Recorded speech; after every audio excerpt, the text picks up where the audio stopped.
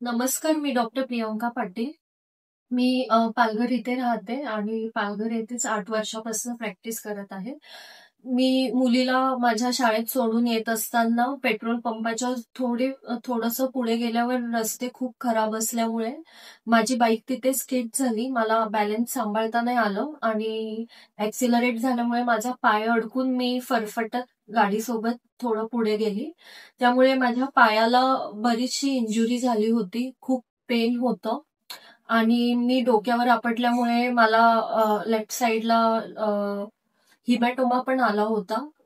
डोक्याला स्वेलिंग आली होती आणि ते खूपच वेदनादायक होतं. मी भरपूर पेनमध्ये होती.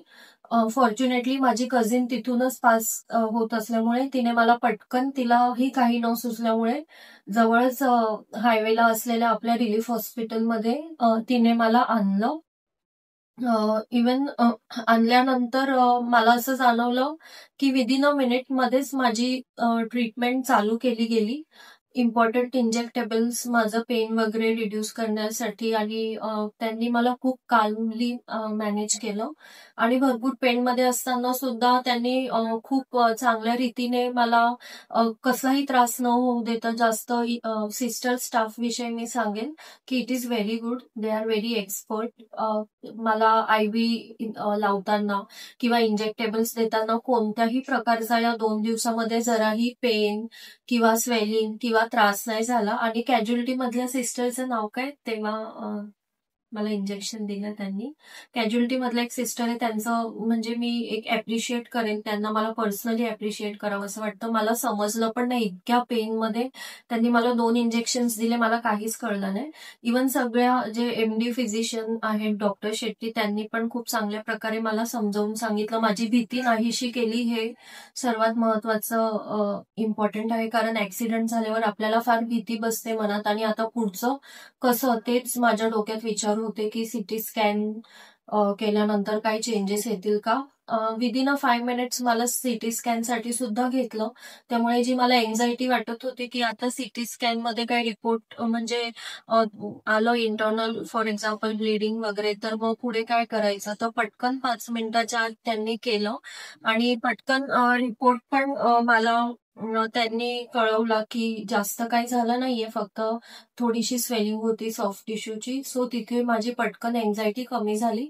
त्याच्यानंतर पटकन त्यांनी हालचाल पटकन केली, एक्स-रे पटकन केले. पटापट मला रिपोर्ट सांगितल्यामुळे मला पूर्णपणे तिथे माझं 50% टेन्शन कमी झालं, की आपल्याला जास्त काही झालेलं नाहीये. सो मी या गोष्टीला ॲप्रिशिएट करेल, की ते पेशंट कॅज्युअल्टीला आल्यानंतर खूप पटापट मॅनेजमेंट मला त्यांचं बघायला भेटलं.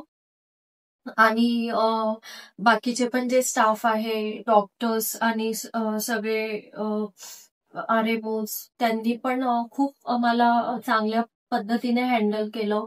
रेग्युलरली ॲडमिट झाल्यानंतर रेग्युलर राउंडला यायचे, राउंड घ्यायचे. काही प्रॉब्लेम्स असतील तर प्रत्येक जण म्हणजे इथून सगळं मॅनेजमेंटपासून किंवा मग RMOs पासून आणि सगळ्या सिस्टर्स तर एक बेलवर लगेच म्हणजे sister staff is very good, म्हणजे त्यांनी खूप चांगल्या प्रकारे कोऑपरेट केलं. त्याच्यानंतर प्रत्येक जण, विशाल सरांनी सुद्धा 2 दिवस रेग्युलरली व्हिजिट देऊन विचारपूस केली. त्यामुळे कुठल्याही प्रकारचं इग्नोरन्स मला इथे जाणवलेलं नाहीये. चांगल्या पद्धतीने पेन मॅनेजमेंट केलं आणि इव्हन आपल्याला खूप जास्त एन्झायटी असते, की आजकाल हॉस्पिटलमध्ये बराचसा खर्च लागतो. त्याच्यामुळे खूप लोकं घाबरलेली असतात, एन्झायटी असते. पण जसं मी त्यांना सांगितलं माझ्या हसबंडने जाऊन, की आमचं क्लेम आहे कॅशलेस, पण त्यांनी एकाही डॉक्युमेंटसाठी सुद्धा आम्हाला त्रास नाही दिला किंवा असं क्लेमचं करायचंय मग किंवा काही जास्त विचारपूस, म्हणजे मानसिक त्रास आम्हाला काहीच नाही झाला, जे आत्ताच्या हॉस्पिटल्समध्ये म्हणजे कमी बघायला भेटतं. So that also I will appreciate. त्यांनी फक्त डिस्चार्जच्या दिवशी आम्हाला डॉक्युमेंट इझी जे होते ते मागितले आणि इझिली आमच्या सगळ्या प्रोसिजर करून दिल्या. सो आय विल ॲप्रिशिएट, की इथे मॅनेजमेंट, पेशंट मॅनेजमेंट खूप फास्ट होते, जे खूप प्लस पॉइंट आहे. आणि स्टाफ, सिस्टर सगळ्या एक्सपर्ट आहेत. सगळ्या पटकन मदतीला येतात. सगळे डॉक्टर्स चांगले आहेत आणि तुमचं फायनान्शियली पण आणि मानसिक दृष्टीने पण इकडे टेक केअर केलं जातं असं मला वाटलं. आणि माझा चांगला एक्सपिरियन्स या 2 दिवस मी हॉस्पिटलमध्ये राहिली 48 अवर्समध्ये. I am very happy. आणि आता डिस्चार्ज आहे आज. आणि खरंच मी खूप चांगलं पुढे अजून तुम्हाला विशेष देते की अशाच प्रकारे तुम्ही सगळ्या सर्व्हिसेस प्रोव्हाइड करा पुढे सुद्धा. थँक्यू.